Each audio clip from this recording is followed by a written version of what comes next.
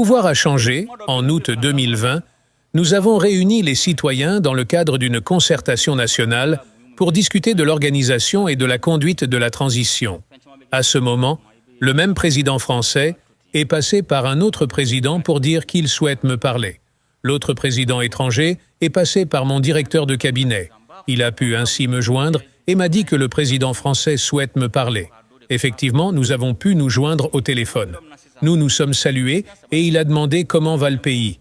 J'ai répondu que le pays est dans une phase de concertation nationale et que le pays travaillera en fonction des conclusions de cette concertation.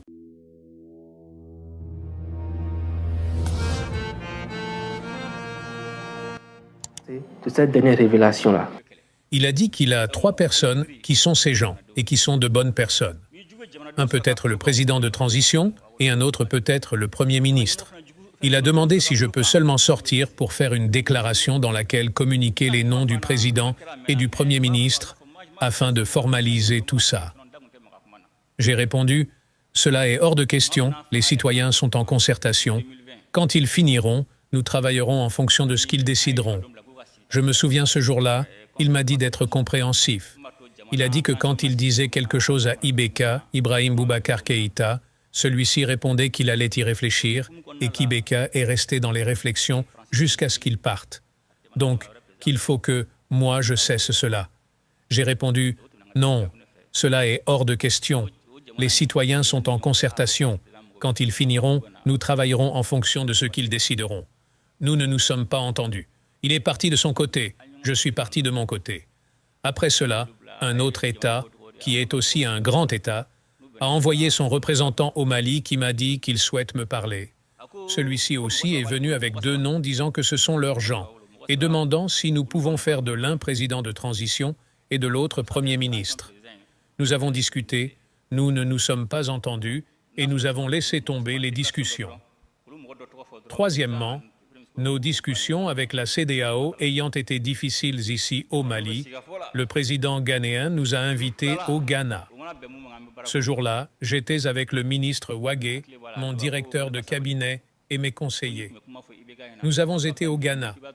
Quand nous sommes arrivés au Ghana, nous avons rencontré ces présidents africains des États membres de l'UEMOA et de la CEDEAO pour leur expliquer la situation de sorte qu'ils nous comprennent et que nos aspirations se réalisent. Le président avec lequel nous avons parlé est un Maninka.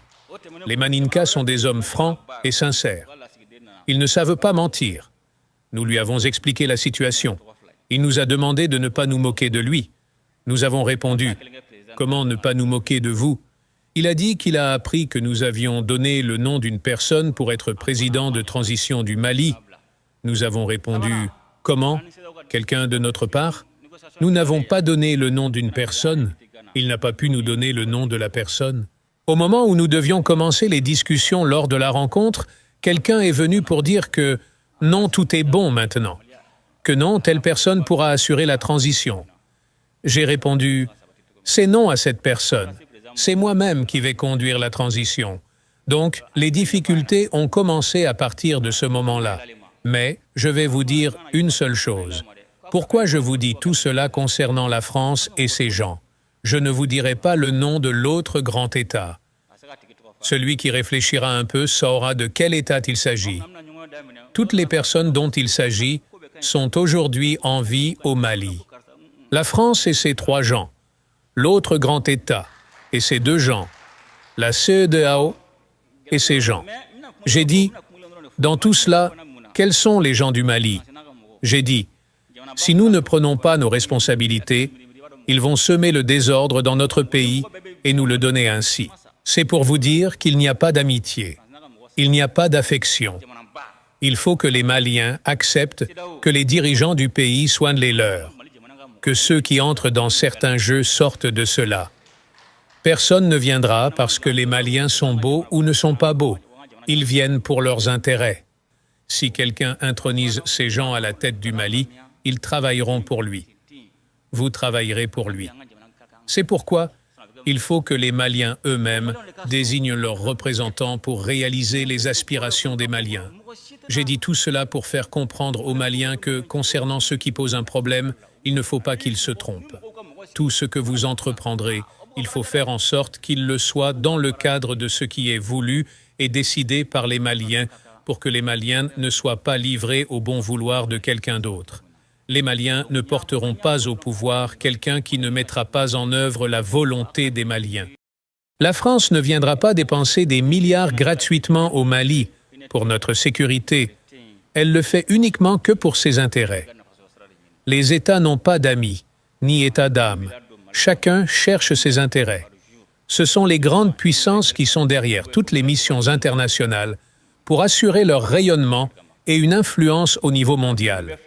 Les décisions prises par ces grandes puissances ont souvent un impact sur les autres nations qui les prennent en compte pour leur propre politique, décisions militaires ou diplomatiques.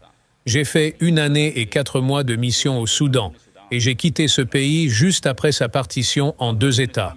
Depuis l'annonce d'un déploiement maximal de la MINUSMA autorisé par l'ONU au Mali, j'ai imaginé le cas du Soudan dans notre pays. Une fois installés dans votre pays, il vous sera très difficile de les faire partir, mais Dieu merci, nous avons réussi à faire partir la MINUSMA. Elle ne répondait pas aux aspirations du peuple malien. Malgré le retrait de la France, sa présence au Mali persistait à travers les actions de la MINUSMA.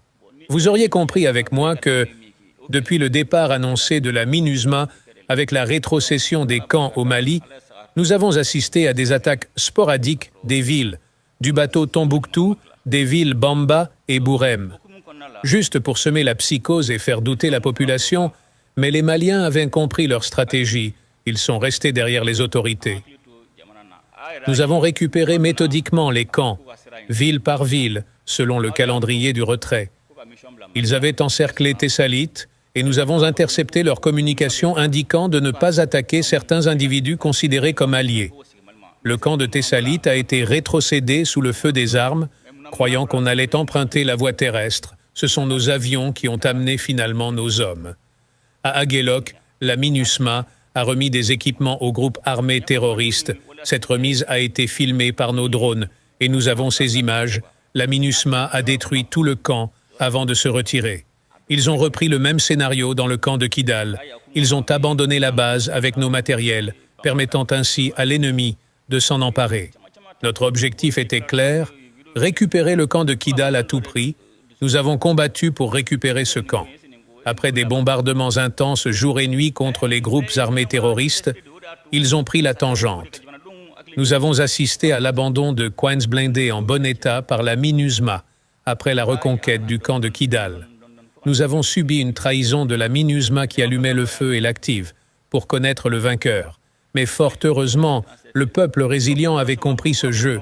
Le gros de cette lutte est fait maintenant, mais elle n'est pas finie.